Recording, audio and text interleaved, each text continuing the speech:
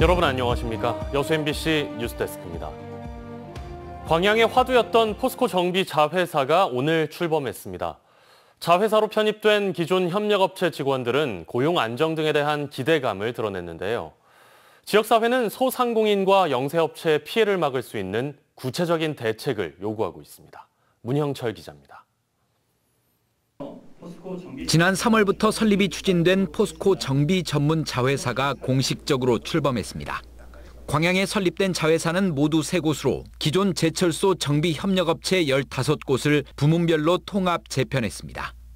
지난해 큰 침수 피해를 입었던 포스코는 정비 기술력을 높이고 체계적인 정비 체제를 갖추는 계기가 될 것이라고 설명했습니다. 또 기존 소규모 협력사 체제에서는 상대적으로 열악했던 안전 관리 수준도 향상될 것으로 전망했습니다. 안전 조직과 인프라 구축, 정비 기술력과 역량 강화를 통해 전문성을 확보해 나갈 것입니다. 광양 지역 3곳의 정비 자회사에 근무하는 직원은 모두 2,400여 명. 기존 협력업체 직원의 99%가 지원했고 정비 기술 경력자도 신규 채용됐습니다. 급여 상승 부분이나 또 직무에 대한 보상이 또 생기다 보니까 자기 직무에도 전문성을 확보할 수 있는 기회가 되고 또 교육 기회도 또 많이 주시더라고요. 반면 기존 협력업체들과 거래하고 있던 지역 소상공인과 납품업체들은 우려를 떨쳐내지 못하고 있습니다. 포스코 자회사인 N2B를 통한 거래가 의무화되면 납품 기회가 사라지지 않을지 걱정하고 있는 겁니다. 이에 대해 포스코 측은 협력사들과 거래했던 내용을 바탕으로 납품 규모를 유지해 피해가 발생하지 않도록 하고 N2B를 통한 통합 구매 방식도 고려하지 않고 있다고 밝혔습니다. 하지만 시의회와 시민단체 등은 보다 구체적인 대책과 이에 대한 명문화를 요구하고 있습니다. 지금 약속한 분들도 계속 있는 것은 아니잖아요. 그죠? 그리고 포스코 경영 방침이 바뀔 수도 있는 거고요. 지역사회의 시민단체나 이런 분들도 아마 역할이 필요할 것 같고요. 정비 협력업체와 거래한 소상공인과 납품업체는 540여 곳, 거래 규모는 460억 원으로 파악되고 있습니다. 광양시 의회는 피해 여부를 확인하기 위한 모니터링단을 구성해 지속적으로 운영할 계획입니다. MBC 뉴스 문형철입니다. 정부의 글로컬 대학 30사업에 전남 지역 6개 학교가 지원했습니다. 교육부는 어제까지 글로컬 대학 30사업에 전국에서 108개 학교가 접수한 가운데 전남대 여수캠퍼스와 순천대학교 등 전남 지역 6개 학교가 지원해 예비 지정 결과를 기다리고 있다고 밝혔습니다. 교육부는 심사를 거쳐 오는 10월 혁신을 시도하는 지방대를 글로컬 대학으로 선정해 대학당 5년간 1,000억 원을 지원할 계획입니다. 어제 새벽 경찰이 고공 농성 중이던 한국노총 간부를 진압봉으로 강제 진압한 뒤 연행하면서 파장이 커지고 있습니다. 한국노총은 경찰서를 찾아 과잉 진압을 규탄했고 정치권으로도 논란이 번지고 있습니다. 유민호 기자입니다. 7m 높이 철탑에서 시위를 하던 한국노총 간부가 경찰 4명의 진압봉을 맞고 쓰러집니다. 금속노조연맹 김준영 사무처장은 포스코 광양제철소 앞에서 장기 농성 중인 하청업체 노동자들의 협상을 촉구하기 위해 철탑에 올랐습니다. 에어매트 설치를 방해했다는 혐의로 강제로 디스갑을 채워 연행된 금속노조 김만재 위원장도 마찬가지입니다. 고공농성 철탑이 세워졌던 곳, 바로 옆에는 천막 한 동이 자리 잡고 있습니다. 403일째, 노동자들은 고용을 승계받은 회사가 제대로 된 임금 협상에 나서지 않고 자유로운 연차 사용 등을 제한하고 있다며 천막 농성을 이어가고 있습니다. 지금 저희 임금은 2018년도 임금을 받고 있습니다. 22년도까지만 해도 벌써 4년 동안 임금이 동결된 상황이거든요. 특히 진압이 이뤄진 날은 노조와 회사 대표 간의 첫 만남이 예정되어 있었습니다. 노조는 경찰 측에 노사협의 일정을 알렸지만 진압이 강행됐다고 주장했습니다. 과잉 진압 논란은 정치권으로 번졌습니다. 정글도와 새 파이프를 휘두르는 노조를 대체 경찰이 이보다 더 어떻게 친절하게 진압해야 하는 것입니까? 그 위험한 환경에서 이 고공에서 경찰봉을 휘둘러서 다시 야만의 시대, 폭력의 시대가 도래한 것 같습니다. 한국노총 조합원들은 이곳 순천경찰서 앞에 모여 경찰의 과잉 진압을 규탄하고 간부들의 석방을 요구했습니다. 그리고 윤석열 정권이 노동자의 엄혹한 심판을 받을 때까지 어떠한 수단을 동원해서라도 끝까지 싸울 것입니다. 경찰은 기수갑이 채워 연행했던 김만재 위원장에 대해 공무집행 방해 등 혐의로 구속영장을 신청했지만 법원은 도주우려와 증거인멸의 우려가 없다면서 구속영장을 기각했습니다. 경찰 진압에서 머리를 다쳤던 김준영 사무처장은 병원에서 치료를 받고 있고 경찰은 김 처장에 대해서도 구속영장을 신청할 예정입니다. MBC 뉴스 유민호입니다. 전남은 절반 이상의 시군이 인구 감소로 인해 소멸 위기 지역으로 지정될 만큼 그 상황이 아주 심각합니다. 국회 입법조사처가 지방소멸 대응을 위한 첫 지역 토론회를 전남에서 열었는데요. 김진선 기자가 취재했습니다. 2004년 200만 명대, 2017년 190만 명대가 무너진 전남 인구. 지금까지 181만 명대까지 떨어졌고 180만 명대 붕괴도 초읽기에 들어갔습니다. 수도권으로 인구가 집중되면서 전남을 비롯한 지역은 소멸 위기가 가속화되는 상황. 지난 4월 지방소멸 대응연구 TF를 발족한 국회 입법조사처가 첫 지역 토론회를 전남에서 시작했습니다. 저는 우리 전남 지역에서 그 모델, 어떤 답안을 좀 보여줄 수 있는 계기가 저는 됐으면 좋겠다고 생각하고요. 전문가들은 지역 발전 정책이 SOC 확충 등 경제자본 중심으로 이뤄져 온 점을 한계로 지적했습니다. 교육과 노동, 복지, 문화와 같은 인적, 심리적, 사회적 자본 축적에 비교적 소홀했다는 겁니다. 또 인구 감소를 당장 막기 어렵다면 현재 시범 운영 중인 지역 특화형 비자 제도와 같은 이민 정책을 더 활성화해야 한다는 대안도 제시됐습니다. 이제는 인적 자본이랄까요? 심적 자본이랄까요? 사회적 자본을 동시에 확충해야 될 그런 과제를 안고 있습니다. 김영록 지사는 인구 감소와 지방 소멸 문제는 지역이 스스로 풀 수 없는 문제라며 중앙의 지원을 거듭 강조했습니다. 요즘에 이제 지방시대 지방을 살리기 위한 정책 영향 이런 부분을 검토를 좀 많이 해서 그런 걸 좀 국회 차원에서 많이 반영을 해주면은. 전남을 시작으로 오는 8월까지 전국 시도를 순회하며 지방 소멸과 관련한 의견을 수렴할 예정인 국회 입법조사처. 전라남도와 지방 소멸 대응을 비롯한 현안 공동연구와 정책화 등 상호 협력을 제도화하는 업무 협약도 체결했습니다. MBC 뉴스 김진선입니다. 순천시가 자동차가 아닌 사람 중심의 대자보 생태교통 정책을 도시계획에 적극 반영하기로 했습니다. 순천시는 오늘 정석 서울시립대 교수와 박용남 지속가능도시연구센터 소장 등 국내 생태교통 전문가들을 초청해 기후위기 시대 교통혁신을 위한 포럼, 토크쇼를 개최하고 대중교통과 자전거, 보행자 중심의 대자보 도시 조성 방안을 집중 논의했습니다. 순천시는 이번 행사에 이어 원도심 활성화와 미래지향적인 도시공간 활용, 정원박람회장 사후 활용 방안 등 올 연말까지 매달 한 차례씩 도시정책 포럼을 개최할 예정입니다. 전라남도교육청 국제교육원과 여수문화방송이 다문화교육 등 다양한 분야에서 서로 협력하기로 했습니다.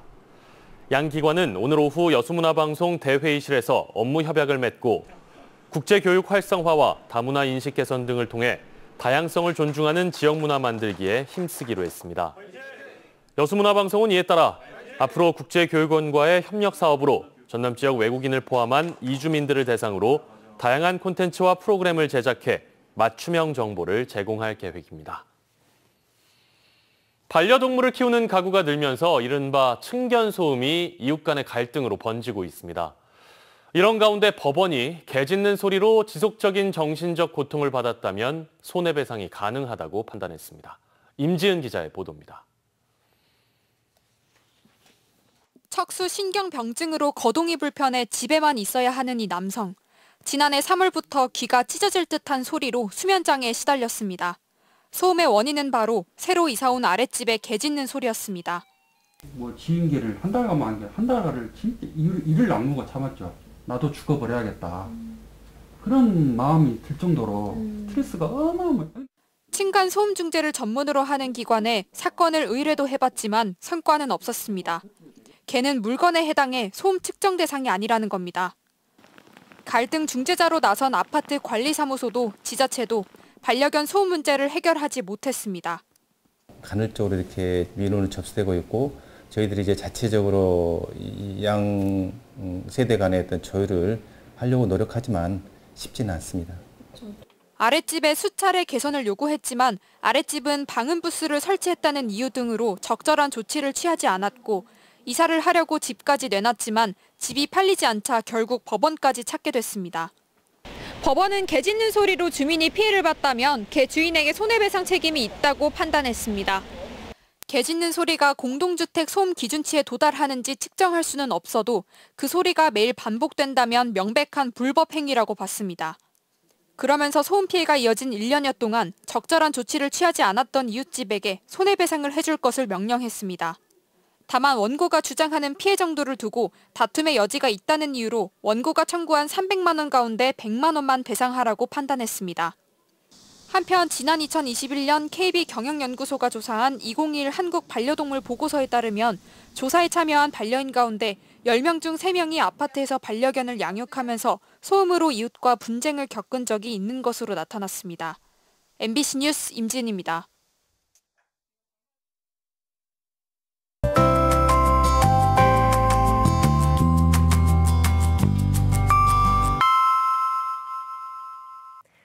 날씨와 생활정보 정리해드리는 생활포커스입니다.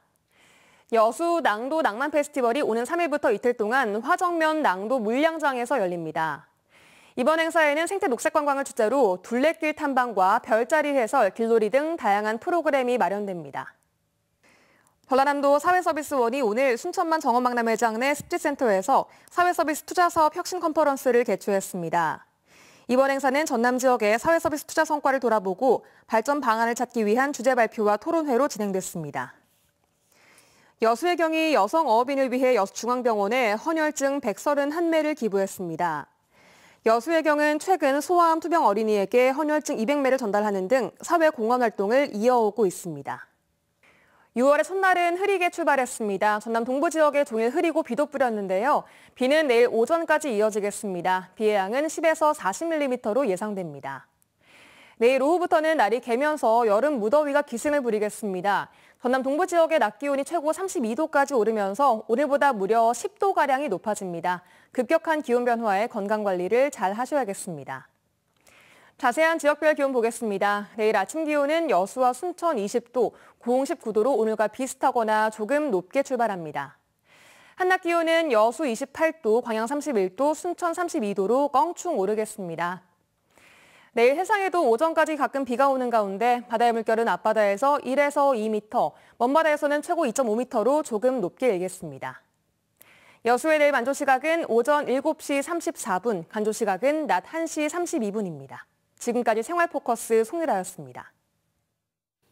한국형 우주발사체 누리호 개발의 주역인 한국항공우주연구원의 엔지니어들이 정부가 추진하는 우주항공청 설립 방침에 반대 입장을 밝혔습니다. 전국과학기술노동조합 항우연지부는 오늘 성명서를 발표하고 정부의 과기부 외청 방침은 우주항공기술과 국방, 안보가 하나로 융합되는 시대에 완전히 역행한다며 국방부와 외교통상부, 산업통상자원부, 국토교통부 등을 아우를 수 있는 범부처 통합기구로 설립돼야 한다고 주장했습니다. 이들은 성명서에서 과기부 산하 외청으로 경남 사천에 설립 예정인 우주항공청에 반대한다며 정부가 추진하는 우주청 특별법은 통과돼서는 안 된다고 강조했습니다. 순천시가 오늘 순천만 국제습지센터에서 2차 전지 소재 기업인 포스코 리튬 솔루션과 투자 협약을 맺었습니다. 포스코 리튬 솔루션은 2025년까지 율촌산단 7만 7천 제곱미터 부지에 5,700억 원을 들여 2차 전지의 원재료인 양극재 생산 공장을 건립할 계획입니다. 순천시는 공장이 건립되면 210명의 고용 효과 등 지역경제 활성화에 도움이 될 것이라며 기업 유치에 적극 나서겠다고 밝혔습니다. 전남북 자치단체 가운데 여수시의 지역 상품권 할인율이 가장 낮은 수준으로 나타났습니다. 여수시민협은 지역 화폐 정책을 객관적으로 평가하기 위해 전남북 36개 시군의 지역 상품권 현황을 비교 분석한 결과 전남북 28개 시군이 상시 10% 할인율을 적용하고 있었으며 여수시가 6%로 가장 낮은 것으로 조사됐습니다. 특히 여수시의 인구 1인당 발행액 또한 12만 5천 원으로 평균액인 51만 7천 원의 4분의 1 수준에 불과해 지역 화폐 이용률도 전남북 최하위권에 속한 것으로 분석됐습니다. 산림청 국립수목원이 주관하는 2023 국제정원 심포지엄이 오늘 순천만 생태문화교육원에서 열렸습니다. 정원에서 전통과 역사를 이야기하다라는 주제로 열린 이번 심포지엄은 영국 왕립원예협회와 호주 왕립식물원, 홍콩 카도리의 농식물원 등 동서양을 대표하는 정원 관련 단체들이 참여해 전 세계 정원의 역사와 현황, 역할 등에 대한 다양한 정보를 교환하고 토론했습니다. 산림청은 정원에 대한 국민 수요가 늘고 있어 다양한 제도와 정책 개발이 시급하다며 이번 행사가 전통적인 정원의 현대적인 활용 방안을 제시할 것이라고 밝혔습니다. 제39회 전라남도 으뜸 한우 경진대회가 우량 한우 선발대회와 한우 고급육 품평회로 나눠 9월에 열립니다. 전남도는 도내 우량 한우 개량 가속화와 대회 활성화, 한우 농가 참여 의지를 높이기 위해 분야별로 시상금을 차등 지급할 예정입니다. 전남은 지난해 열린 전국 한우 경진대회에서 완도군 박지훈 농가가 대통령상을 받는 등 다수 농가가 우수상을 받았고 전남도는 종합 우승을 차지했습니다.